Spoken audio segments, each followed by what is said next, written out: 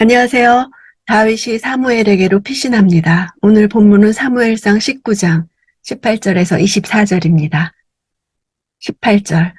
그렇게 몸을 피해 도망친 다윗은 라마에 있는 사무엘에게 가서 사울이 자신에게 했던 일들을 모두 말해주었습니다. 사무엘은 다윗을 나요스로 데리고 가서 거기서 머물렀습니다. 이 문장을 직역하면 그리고 다윗은 도망하였다. 그리고 그는 피하였다. 그리고 그는 나아갔다. 입니다. 다윗이 매우 다급하게 사울의 마수에서 벗어나기 위해 도망했음을 연속적으로 동사를 나열함으로써 생생하게 묘사했습니다. 사무엘이 있는 라마는 사울이 있는 기브아에서 그리 멀지 않은 곳에 위치해 있었습니다. 따라서 다윗이 이곳으로 도망한 것은 어리석은 일이라고도 할 수 있었습니다. 그러나 다윗은 자신을 원수의 손에서 구해주실 유일한 분은 오직 하나님뿐이라는 믿음이 있었기 때문입니다. 나얏은 거처를 의미하는 일반 명사입니다. 라마에서 북쪽으로 수 킬로미터 떨어진 마을로 이곳은 사무엘이 선지자들을 훈련시키던 학교가 있었습니다. 사울과 결별하고 다윗에게 기름 부은 후 사무엘은 고향에서 선지자들을 양성하며 시간을 보냈던 것으로 추정됩니다. 19절.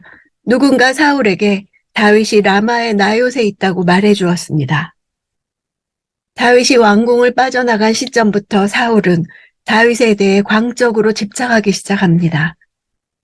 많은 학자들은 사울 왕국이 급격히 약화된 원인을 사울의 광적인 집착에서 찾습니다. 이 때문에 사울은 국사를 제대로 처리할 수 없었습니다. 이런 집착은 다윗에 대한 라이벌 의식을 넘어서 예언에 대한 저항으로 간주될 수 있습니다. 사울은 하나님이 자신을 버렸다는 사무엘의 말을 분명히 들었음에도 선택받은 자가 왕이 되는 것을 온몸으로 막으려 하고 있습니다. 20절. 그러자 사울은 다윗을 잡으려고 사람들을 보냈습니다. 그들은 거기서 예언자들의 무리가 사무엘을 우두머리로 세우고 서서 예언하는 것을 보았습니다.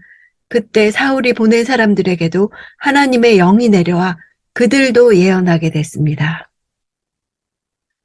예언하다라는 나바 동사는 예언하다는 뜻과 신령한 노래를 하다 이런 뜻이 있습니다.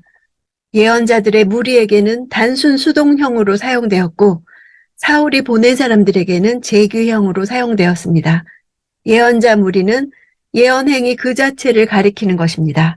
반면에 사울이 보낸 사람들은 그들 가운데 갑자기 임한 영의 역사에 의해서 자의식과 목적을 상실한 채 그저 황홀경에 빠져 신령한 노래를 부르고 있음을 가리킵니다. 22절. 마침내 사울이 친히 라마로 갔습니다. 그가 세구에 있는 큰 연못에 이르러 사무엘과 다윗이 어디 있냐고 묻자 누군가가 라마의 나요스에 있다고 대답해 주었습니다. 사울이 라마로 찾아간 것은 이번이 처음이 아닙니다.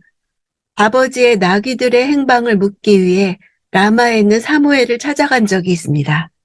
그때도 우물가에서 길을 물었습니다. 여기에 큰 연못은 우기에 내린 빗물을 저장해 놓은 저수지로 보입니다. 그때의 장면을 약혼 전형 장면이라고 했습니다. 결혼 전에 남녀가 우물가에서 처음 만나 약혼에서 결혼에 이르기까지 흔히 있는 장면이라고 했습니다. 사울과 사무엘이 새로 생길 왕정에서 가져야 하는 친밀한 관계를 마치 그런 남녀 관계에 비유해서 암시한 것입니다. 연못은 이전의 본문을 연상시키지만 여기서는 그 반대의 상황, 즉 파혼의 이미지를 보여주게 됩니다. 23절. 그리하여 사울은 라마의 나요스로 갔습니다. 그러자 사울에게도 하나님의 영이 내려서 그는 나요스에 이르기까지 걸으면서 계속 예언했습니다. 사울이 나요스에 이르기 전까지 계속 예언한 것은 이전에 파견했던 사람들보다 하나님의 영이 더욱 강하게 사울에게 역사했음을 보여줍니다. 나바 동사의 사용을 볼 때 사울 역시 황홀한 상태에서 자의식을 상실한 채 신령한 노래를 부르고 있음을 보여줍니다.